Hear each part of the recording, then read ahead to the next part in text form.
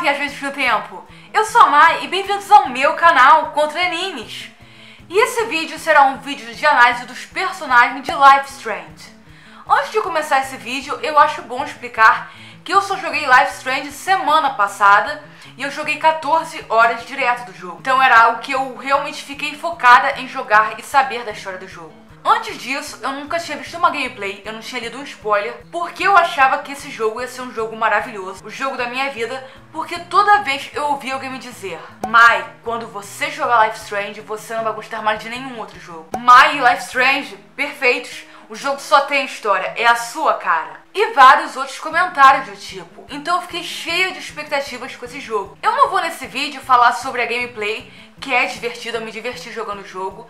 Não vou falar sobre a história, que até que é interessante, mas eu vou me focar exclusivamente nos personagens e nas suas personalidades, que foi a coisa que mais me incomodou no jogo. Então sim, eu vou ter um pouco de crítica nesse jogo, porque tem personagens muito bons e tem personagens péssimos, que simplesmente não fazem sentido algum estarem ali agindo daquela forma. Eu também não vou reclamar do jogo só ter 2 finais, porque foi algo que, pra mim, é totalmente normal em jogos de viagem no tempo. Em Chrono Trigger, você pode fazer 500 coisas no jogo e no final você só tem 2 opções: derrotar o vilão e não derrotar o vilão. Só são 2 finais e o que importa mesmo é a jornada, que você pode alterar durante a jornada. Em Life Strange, o problema são os personagens e a forma que eles foram tratados. Pra mim, na minha opinião particular, a coisa mais importante em qualquer jogo, livro, filme é a personalidade dos personagens. Ela tem que estar realista, ela tem que condizer com a realidade para que você possa se identificar ou ter alguma referência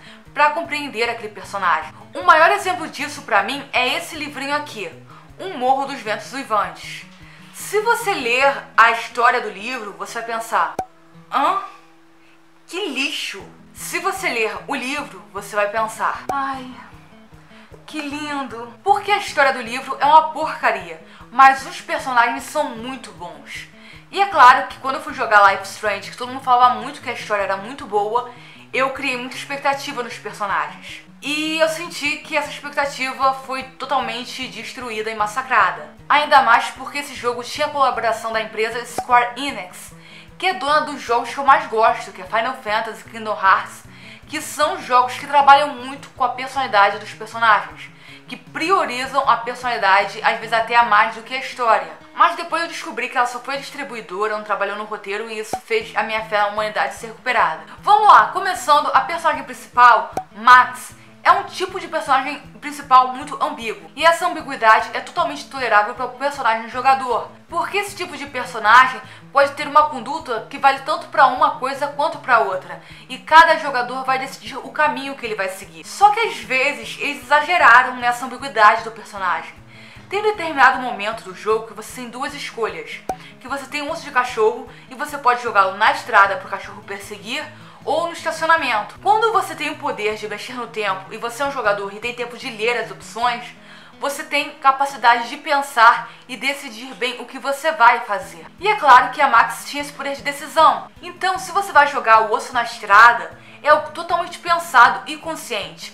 Você sabe que se você jogar o osso na estrada e o cachorro perseguir, vai dar merda. E é algo legal, porque você pode escolher se você quer matar o cachorro ou não. Só que o jogo te trola nisso, porque você tem o poder de decisão, mas isso não altera nada o personagem, que ele se mantém ambíguo. Porque a reação da Max quando ela joga o osso na estrada e o cachorro é atropelado se resume a: ai meu Deus, o que eu fiz? Coitadinho, não acredito que isso aconteceu.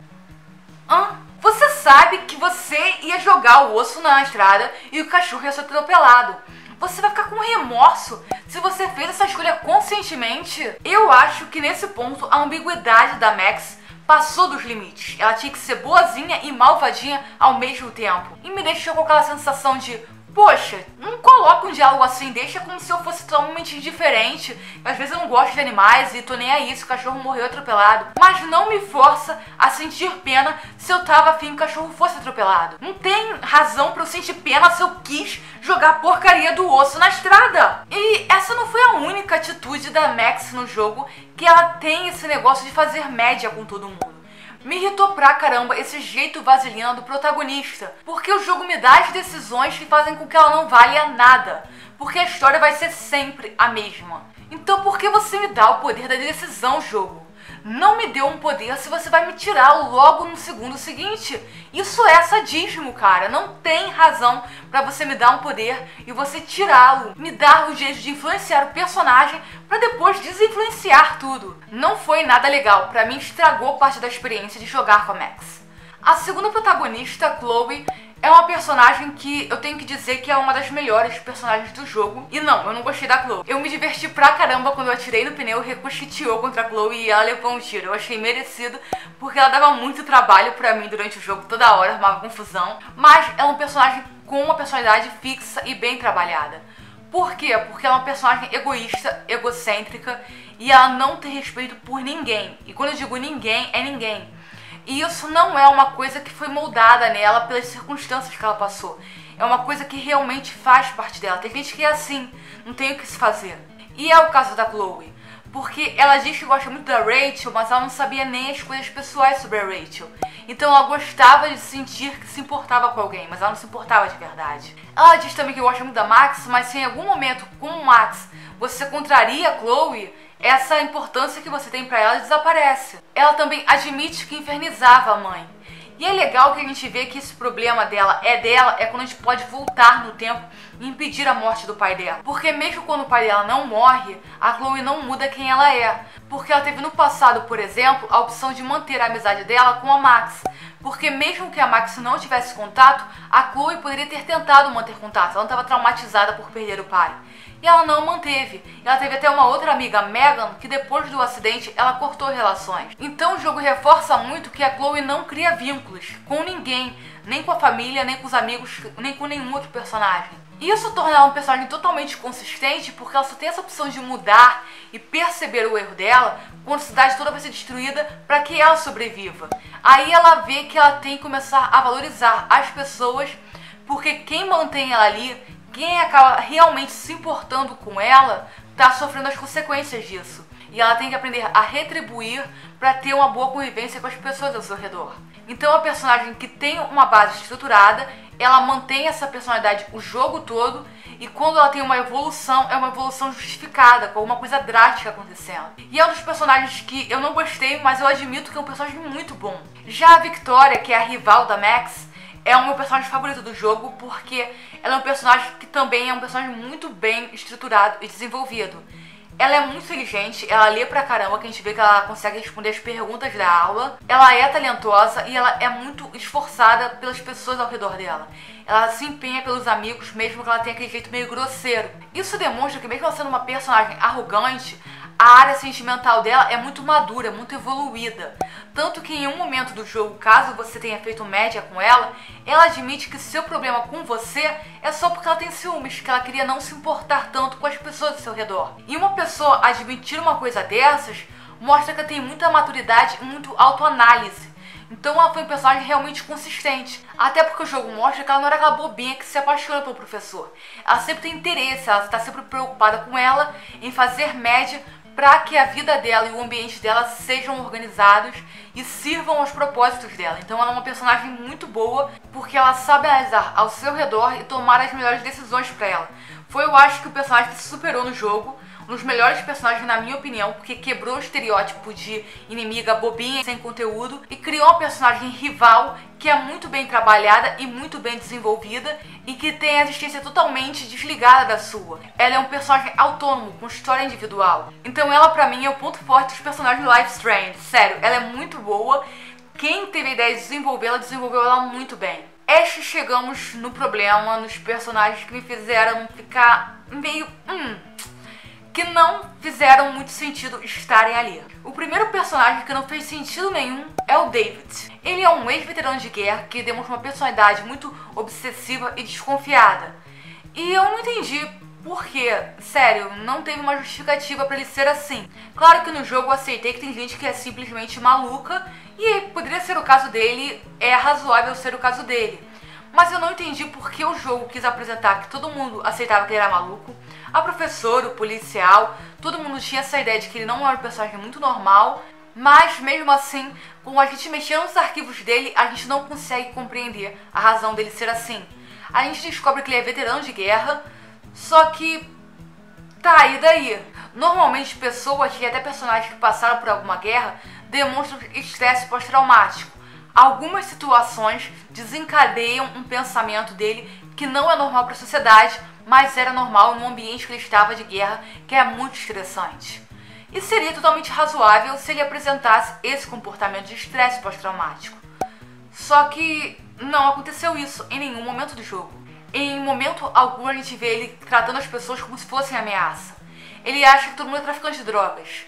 Mas se você é numa guerra, você tem a ideia de que todo mundo é uma ameaça. Ele não tem essa ideia, ele não trata todo mundo como uma ameaça. Também colocam ele no último capítulo como se estivesse fazendo uma redenção de tudo, resolvendo todo o problema, conseguindo prender o Jefferson e mostrando que ele é um cara legal e preocupado com a família. Mas isso também não faz muito sentido porque ele desconfiava e criava intriga dentro da própria família. Ele não tem comportamento normal. A gente confirma que esse comportamento dele não é normal e está dentro da própria casa porque em determinado momento a Joyce começa a desconfiar dele. E você, como Max, tem a opção de fazer a Joyce reconsiderar sobre o que ela pensa do David ou amenizar o casamento dela. Mas veja só, a Max é uma garota de 18 anos que vive em outra cidade e perdeu o contato. Que mulher adulta que tem um casamento há anos com uma pessoa vai deixar uma garota de 18 anos influenciar se o casamento vai ou não dar certo? E que não seja amante de um dos dois, né? Porque aí seria realmente justificado ela influenciar. Mas mostra que o casamento da Joyce não é perfeito e provavelmente a Joyce casou com o David por interesse financeiro. Porque mesmo no jogo a gente vê que a casa está muito velha, abandonada, que tem contas a pagar. Então a situação financeira da Joyce não é boa. E ela provavelmente escolheu o David como parceiro com o interesse de ter alguma estrutura financeira dentro de casa. E não porque era um cara bacana. Mesmo que tenha aquele bilhete dela que mostra que ela flertou com ele e achou ele muito cavalheiro, não faz muito sentido ela aceitar casar com um cara que mostra esse comportamento e não é um comportamento de guerra, porque não faz alusão nenhuma a ser estresse pós-traumático. É só um comportamento dele ser meio doido mesmo. Provavelmente era anterior à guerra. Isso se a gente puxar uma psicologia realista ali no jogo. Claro que pode ser justificado que foi estresse pós-traumático. O estresse pós-traumático daquele jogo é totalmente zoado, nada a ver com a realidade. Mas com o personagem de forma realista, ele pra mim não fez sentido nenhum. O segundo personagem que me decepcionou muito é o Nathan. Eu acho que todo mundo que jogou provavelmente ficou com essa sensação.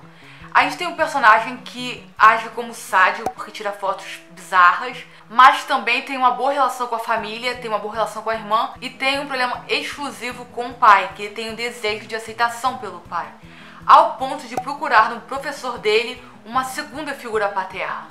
Isso é totalmente aceitável e compreensível. Ele pode ser um pouquinho sádico e ele pode estar procurando aceitação em uma nova figura paterna. Mas vamos colocar isso de forma um pouquinho mais realista? Se uma pessoa tem uma obsessão, que é o caso do Nathan, que tem uma obsessão pelo pai, e chega ao ponto de querer substituir essa pessoa, ela não consegue reconhecer o erro sendo dela. Ela automaticamente acha que o erro é da outra pessoa. Porque eu não sou errado, eu não posso mudar e melhorar o meu relacionamento. A pessoa é a errada, eu tenho que substituí-la por uma pessoa que esteja certa. E é algo que realmente acontece, tem muita gente que tem essa mentalidade. Porque a maioria do ser humano não consegue reconhecer o seu próprio erro. O ser humano não é feito para aceitar que a opinião dele está errada. Sério, ele não é feito, ele não aceita que a opinião dele está errada. O que ele pode fazer é mudar de opinião, é abandonar a opinião antiga e começar a aceitar uma nova. Mas simplesmente admitir que a opinião dele está errada não é algo que acontece, não é algo normal. E quando acontece é porque ele está sendo obrigado pela sociedade a assumir que a opinião dele é errada e isso dá um dano psicológico. Agora vamos ver pelo lado do Nathan. Ele sequestrou a Rachel e acabou matando a Rachel. Sendo que a Rachel não é o tipo de personagem que o Jefferson teria sequestrado. Então ele vê a figura paterna dele, que ele colocou como substituta, que é uma figura certa que entenderia e iria o acolher, dizendo pra ele que ele fez merda. Agora para e pensa comigo. Você não aceita que você tá errado. Você considera que seu pai está errado. Você arruma um segundo pai. E esse segundo pai diz que você está errado. Você mantém essa figura paterna? Você continua se empenhando por ela? Ou se você já tem uma facilidade em substituir pessoas, você não substitui ela por uma terceira figura paterna?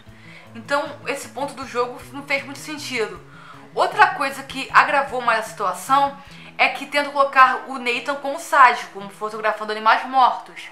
mas ele consegue ligar para Max e pedir desculpas pelo que ele fez. O que não faz sentido é ele se mostrar um personagem sádico, de gosta de fotografar animais mortos, e posteriormente ele apresentar arrependimento pelo que ele fez com a Rachel e o que ele fez com a Kate, ligando para Max e pedindo desculpas, tentando ter uma redenção ali. Se o personagem é sádico, o sadismo é algo que vem de você, é o prazer que você tem no sofrimento dos outros. Se ele sente prazer no sofrimento dos outros, ele não ia sentir remorso pelo que aconteceu com elas. Ele não ia ligar para pedir desculpa, ainda mais se ele viu que ele ferrou tudo. Também não faz sentido nenhum ele ter sido decepcionado 2 vezes pela figura paterna dele e ele ter mantido aquela figura paterna. O Jefferson, por 2 vezes, criticou o comportamento do Nathan, primeiro com a Rachel, depois com a Kate, e posteriormente chegou ao ponto do Nathan saber que o Jefferson mataria ele. Então não é só uma figura paterna que se desvirtuou ali, é uma figura paterna que te repreendeu 2 vezes e colocou a sua vida em risco na terceira, sendo que o objetivo da figura paterna é te proteger. Se o cara não te protege, se você sabe que o cara vai te matar e o cara brigou 2 vezes com você, você continua cultivando uma relação com esse cara, continua vendo ele como uma figura paterna pra você? Não, uma pessoa que tá nesse ponto, no primeiro vacilo, na primeira vez que o Jefferson brigou com ela, ele já teria feito alguma coisa para se livrar do Jefferson e arrumado uma terceira figura paterna. Porque ele não reconheceria que por 2 vezes um pai colocou ele numa situação difícil, colocou ele numa situação que ele teve que ver que estava errado. Ainda mais porque se ele ligou para Max, ele viu que o que ele fez com a Rachel e com a Kate era errado. E como o ser humano não vê que faz algo errado, significa que ele nunca aceitou esse pensamento, que ele nunca compartilhou desse fetiche e sadismo que o Jefferson tem. Ele tentou se adaptar a esse fetiche para impressionar o Jefferson. Agora a situação que se agrava. Você quer a aprovação da sua figura paterna. Você se empenha fazendo algo que você considera errado para agradar essa figura paterna. E essa figura paterna por 2 vezes fala que você fez merda. Sério, se você tem capacidade de substituir pessoas, como você substituiu seu pai original pelo Jefferson, como você tolera que o Jefferson, que é a sua segunda opção, cometa deslizes desse nível, sendo que você está fazendo de tudo para agradar ele? Você está bancando ele, dando equipamento para ele, fazendo uma casa para ele sequestrar meninas e fazer uma coisa que você acha que é errado. Seria muito mais razoável se ele tivesse fetiche por isso, se ele fosse mesmo sádico e não tivesse ligado pra Max, do que ele mostrando que não gosta disso, que ele tá fazendo isso sob influência, e aceitar alguém que ele quer que proteja ele, colocando ele em uma situação difícil 2 vezes e chegando ao ponto de ele achar que vai ser morto por essa figura. Não fecha a conta. Até porque se ele não gosta de ser homicida, a primeira vez que ele matou uma garota teve que enterrar no chão, ele veria que tinha uma coisa muito errada ali e que esse comportamento ia prejudicá-lo. Ele nunca tentaria a segunda vez. Então ele não é um personagem existente, ele não é um personagem real, ele não é um personagem que dá pra compreender ele durante o jogo. E o terceiro personagem que mais me decepcionou, que todo mundo já deve imaginar, é o Jefferson. Pra mim, ele é uma incógnita, porque você começa apresentando um personagem sociopata. E sério, a gente vive numa sociedade que todo mundo mostra um pouco de sociopatia. Todo mundo mostra um pouco de desprezo pelas regras e necessidade de colocar a sua própria regra e sentimento acima dos outros. E é completamente aceitável. E a gente vê que o Jefferson tem esse comportamento sociopata por 2 coisas. A primeira, ele é muito inteligente. Então a forma que a gente vai vendo ele falar com os alunos, abordá-los, mostra que ele tem uma compreensão do mundo muito ampla. E a segunda está numa frase que a Max diz logo no começo, que o Jefferson não liga para a opinião dos outros. Ele sempre expressa o que ele acha que tem que expressar. Então isso permite ser um personagem com a própria perspectiva e pensamento. Ele não se prende às normas da sociedade. E isso é um personagem sociopata perfeito. Fechou. Só que... Mas aí no final do jogo ele é sádico. E não faz sentido nenhum, sério. Porque um sociopata se desliga dos sentimentos dos outros. Ele se coloca numa posição que o sentimento dos outros não importa. Isso inclui a dor. O sociopata não vai ter prazer em causar dor aos outros porque ele não consegue identificar o que é dor nos outros. Ele fica assim, ele simplesmente se desliga. Pra ele, as outras pessoas serem felizes é o mesmo que as pessoas estarem tristes. Não faz diferença nenhuma. O sociopata é sim capaz de ferir alguém, mas ele se coloca tão acima das pessoas que ele não é capaz de sentir prazer ferindo alguém. Então, se chegar numa situação que ele pode empurrar alguém da escada e receber uma promoção de emprego que iria para essa pessoa, ele vai fazer isso. Por quê? Porque ele vai estar acima dessa pessoa. A promoção dele vai ser mais importante do que ter empatia e se reconhecer naquela pessoa, ver que aquela pessoa vai te dor. Mas ele fazer só pra rir da pessoa, pra se sentir bem vendo a pessoa desesperada, ele não vai fazer isso, porque vai dar muito mais trabalho, vai colocar numa situação de risco, porque ele pode ser pego pelo que ele fez, por nada, só pra ver o sofrimento, e ele tá nem aí se a pessoa vai sofrer ou não. Tem gente também que considera o Jefferson psicopata. Só que psicopatas é uma forma de sociopatia, só que nasce com a pessoa. E psicopatia, ao contrário do que mostrava nos filmes dos anos 90, não tem nada a ver com um cara inteligente. A maioria dos psicopatas que apresentam sadismo são pessoas com inteligência abaixo da média, que não conseguem se adaptar na sociedade, seria mais tipo Nathan, e elas têm a necessidade de ferir os outros para se vingar da sociedade, para se vingar das não se adaptarem naquela sociedade. Enquanto o sociopata pode ser caracterizado como alguém inteligente que não tá nem aí para a sociedade, o psicopata, quando sádico, é um personagem que tá abaixo da sociedade, ele é tipo visto como a escória da sociedade, e ele se diverte agredindo os outros como uma forma de vingança, porque ele se sente menosprezado. Então ele não é alheio aos sentimentos dos outros, ele tá sempre no modo vingativo. O que o jogo mostra que não é o Sr. Jefferson, porque em determinado momento ele conversa com a Kate e a gente pode escutar essa conversa. Ele faz a Kate sair chorando e em momento algum ele demonstra prazer com aquilo. Quando você tem um sadismo muito elevado, você não consegue se controlar. É o que vem dentro de você que faz você sentir aquilo. Então ele se divertiria vendo a Kate sofrendo, ele se divertiria em ver a Kate numa situação ruim. E isso não acontece, não faz muito sentido ele não ligar para os sentimentos dos outros como um sociopata e no final ele ser sádico, sabe? Não funciona, porque o sádico não se controla. Quando ele vê uma oportunidade de fazer alguma coisa que vá prejudicar alguém, ele faz. Tanto que o Jefferson, se ele é sádico ao ponto de sequestrar pessoas só para fazer esse sofrimento vir aos olhos da pessoa para ele fotografar, se ele não tem um autocontrole de falar, cara, isso vai dar merda, melhor eu não fazer, então ele não conseguiria passar despercebido durante todo o jogo e ignorar os momentos que ele poderia se divertir com o sofrimento de alguém. E não é só nessa cena da Kate, são em várias cenas no começo do jogo, quando você discute com a Victoria, ou quando ele vai te pressionar para você se inscrever no concurso, todos esses momentos ele poderia ter mostrado sadismo, e ele não mostrou. Então foi muito aleatório no final ele se tornar sádico. Ele não era sádico o jogo todo e no final ele se tornou sádico. Se tornou um psicopata, tendo sido um sociopata o jogo todo. E o maior problema em estruturar a personalidade desses personagens para algo realista durante o jogo é que isso estraga um pouco da diversão de quem está jogando pela história. Porque normalmente quem joga pela história vai caçando pistas, vai caçando informações. É até uma das coisas que a gente faz no jogo, a gente vai caçando informações para poder acusar o Nathan. E todas as pistas que o jogo deveria dar, ele não dá pra gente. Tem uma cena, por exemplo, que o Nathan e a Victoria estão na sala de aula sentados na sua mesa. E a aula seguinte é a do Jefferson. Automaticamente, se havia uma relação paterna entre o Nathan e o Jefferson, deveria ter acontecido alguma cena entre os dois conversando, alguma interação, algum momento de admiração para que você ligasse os dois a ter uma relação ali. E não foi dado isso pra gente. Então a gente não podia fazer uma análise dos personagens para compreender a história se no final o jogo só ia trollar tudo e modificar tudo e nada disso ia fazer sentido. Para quem conhece os livros de ficção da Agatha Christie, contando as histórias do detetive Hercule Poirot, você conhece um livro de suspense que trabalha muito bem com o que Life is Strange deveria ter trabalhado, que são colocando pequenas informações durante todo o jogo para quando tivesse aquela reviravolta, você pensar, nossa, tava sempre lá e eu nunca vi. E quando você finaliza o livro e você vai voltar e ver essas informações, você vê que sempre esteve lá e era difícil de ver. E o roteirista de Life is Strange não soube colocar essas informações, ele não soube trabalhar com isso.